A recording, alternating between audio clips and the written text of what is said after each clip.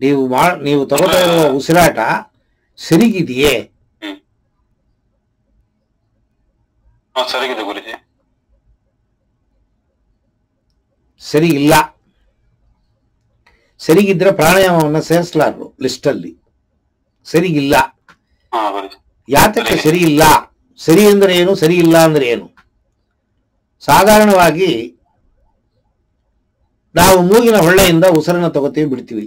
ಪ್ರತಿಯೊಬ್ಬರು, ಪ್ರಾಣಿಗಳು, ಪಶು ಪಕ್ಷಿಗಳು, ಮನುಷ್ಯರು, ಜೀವಂತವಾಗಿರುವ ಪ್ರತಿಯೊಬ್ಬ ಮನುಷ್ಯನು ಕೂಡ, ಮೃಗ, ಪ್ರತಿಯೊಂದು ಕೂಡ ಮೂಗಿನ ಹೊಳ್ಳೆಯಿಂದ ಉಸಿರನ್ನು ತಗೋತ್ತೆ, ಬಿಡುತ್ತೆ. ನಿಮ್ಮ ಚರ್ಮ ಕೂಡ ಉಸಿರಾಟವನ್ನ ಮಾಡುತ್ತೆ. ಆದರೆ ಈ ಉಸಿರಾಟ ಮಾಡ್ತಿರೋದು ಸರಿಯಾ ಅಂತಂದ್ರೆ ಸರಿ ಇಲ್ಲ. ನಾವು ಮೂಗಿನ ಹೊಳ್ಳೆಯಿಂದ ಮಾಡಿದಾಗ ಚೆಸ್ಟ್ ಬ್ರೀತಿಂಗ್ ಅಂತ ಹೇಳ್ತೀವಿ. ನಿಮ್ಮ ಎದೆ ಉಸಿರಾಟ ಹಾಗೆ ಅಂತ ಹೇಳ್ತೀವಿ. ಈಗ ಒಂದು ಹುಟ್ಟಿದ ಮಗು, ಒಂದು ಪ್ರಾಣಿ ಬೀದಿಲಿ ಮಲಗಿರುತ್ತೆ, ಅಥವಾ ನೀವು ಮನೆಯಲ್ಲಿ ಯಾವ್ದಾದ್ರು ಪ್ರಾಣಿಗಳನ್ನ ಸಾಕ್ತೀರಿ ಅಂತಂದ್ರೆ ನೋಡಿ, ಅದು ಹೊಟ್ಟೆನಲ್ಲಿ ಉಸಿರಾಡುತ್ತೆ. ಮಕ್ಕಳು ಹೊಟ್ಟೆನಲ್ಲಿ ಉಸಿರಾಡುತ್ತೆ. ಅದೇ ಒಂದು ಮಗು ಒಂದು ವರ್ಷ, ಸ್ವಲ್ಪ ವರ್ಷ ಆದ ಮೇಲೆ ಅದರ ಹೊಟ್ಟೆ ಉಸಿರಾಟ ಎದೆ ಉಸಿರಾಟವಾಗಿ ಕನ್ವರ್ಟ್ ಆಗುತ್ತೆ.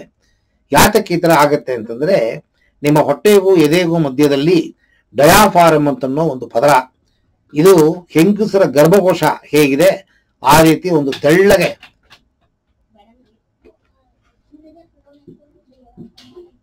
ಪದರ, ಇದು ಎಲಾಸ್ಟಿಸಿಟಿ ಇರುತ್ತೆ.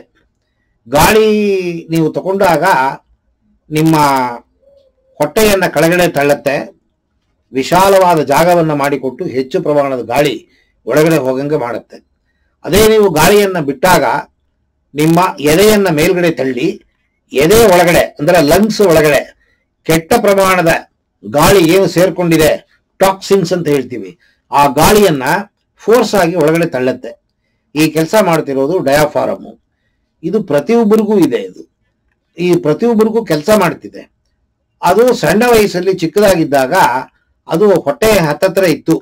ಈಗ ಏನಾಗಿದೆ, ಹೊಟ್ಟೆ ತಿಂದು ತಿಂದು ಬೆಳೆದು ಬೆಳೆದು ಬೆಳೆದು ಬೆಳೆದು ಆ ಡಯಾಫಾರಮ್ ಅನ್ನ ಮೇಲೆ ತಳ್ಳಿ ಮೇಲೆ ತಳ್ಳಿ ಮೇಲೆ ತಳ್ಳಿ ಎದೆ ಹತ್ರ ಬಂದ್ಬಿಟ್ಟಿದೆ ಡಯಾಫಾರಮ್. ಈಗ ಇಷ್ಟು ಮಾತ್ರ ಅಲ್ಲಾಡ್ತಿದೆ, ಇಷ್ಟು ಅಲ್ಲಾಡ್ತಿದ್ದು ಇಷ್ಟು ಮಾತ್ರ ಅಲ್ಲಾಡ್ತಿದೆ. ಸೊ 100% ಪ್ರಾಣಶಕ್ತಿ ದೇಹಕ್ಕೆ ಹೋಗಬೇಕಾಗಿದ್ದಾಗ ಬರೀ 30% ಪ್ರಾಣಶಕ್ತಿಯನ್ನ ಮಾತ್ರ ನಾವು ತಗೋತೀವಿ. ಆಧ್ಯಾತ್ಮದ ಅನುಭವಗಳು ಸರಿಯಾಗಿ ಬರಬೇಕು ಅಂತಂದ್ರೆ 100% ಪ್ರಾಣಶಕ್ತಿ ದೇಹಕ್ಕೆ ಹೋಗ್ಬೇಕು, ಸೆಲ್ಲುಗಳಿಗೆ ಹೋಗ್ಬೇಕು. ಮನಸ್ಸು ಅಂತ ಅನ್ನೋದು ಕೂಡ ಸೆಲ್ಲು ಒಳಗಡೆ, ಅಂದರೆ ನಿಮ್ಮ ನರದ ಸೆಲ್ಲುಗಳು, ಮೆದುಳಲ್ಲಿ ಮನಸ್ಸು ಕೆಲಸ ಮಾಡೋದ್ರಿಂದ ಅಲ್ಲಿರುವ ಸೆಲ್ಲುಗಳು ಕೂಡ ಸರಿ ಪ್ರಮಾಣದ ಪ್ರಾಣಶಕ್ತಿಯನ್ನ ತಗೊಂಡಾಗ ಮಾತ್ರ ನಿಮ್ಮ ಮನಸ್ಸು ಸರಿಯಾದ ಅನುಭವಗಳನ್ನ, ಆಧ್ಯಾತ್ಮದ ಅನುಭವಗಳನ್ನ ನಿಮಗೆ ಕೊಡಕ್ ಸಾಧ್ಯ. ಸೊ ಈ ಹೊಟ್ಟೆ ಬ್ರೀತಿಂಗು, ಅಬ್ಡಾಮಿನಲ್ ಬ್ರೀತಿಂಗು, ಕಿಬ್ಬೊಟ್ಟೆ ಶ್ವಾಸ, ಇದು ಕಲಿತಾಗ ಮಾತ್ರ ನೀವು ಈ ಪ್ರಾಣಾಯಾಮವನ್ನ ಕಲಿಯಕ್ಕೆ ಸಾಧ್ಯ.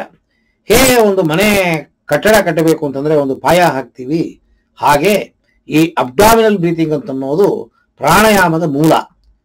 ಅಬ್ಡಾಮಿನಲ್ ಬ್ರೀತಿಂಗ್ ಪ್ರಾಣಾಯಾಮ ಅಂದ್ರೆ ಇಲ್ಲ, ಅದು ಬೇಸ್. ಅದು ಗಾಳಿ ಹೋಗುವ ಬರುವ ನಿಯಮ ಹೇಗಿರಬೇಕು ಹಾಗೆ ಅಂತನ್ನೋ ನಿಯಮ.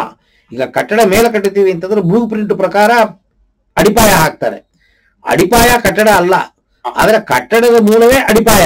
ಹಾಗೆ ನೀವು ತಗೊಳ್ಳುವ ಗಾಳಿ ಪ್ರಾಣಾಯಾಮ ಟೆಕ್ನಿಕ್ಗಳನ್ನ ಕಲಿಬೇಕು ಅಂದ್ರೆ ಅದರದ ಅಡಿಪಾಯ ಮೂಲ ಈ ಕಿಬ್ಬೊಟ್ಟೆ ಶ್ವಾಸ, ಅಬ್ಡಾಮಿನಲ್ ಬ್ರೀತಿಂಗ್, ಡಯಾಫಾರಮ್ ಬ್ರೀತಿಂಗ್. ಇದನ್ನ ಕಲಿತು ಪರಿಣಿತಿ ಪಡೆದರೆ ಮಾತ್ರ ಆಧ್ಯಾತ್ಮದ ಅಭ್ಯಾಸಗಳನ್ನು ಮಾಡುವ ಅರ್ಹತೆ ನಿಮಗೆ ಸಿಗುತ್ತೆ.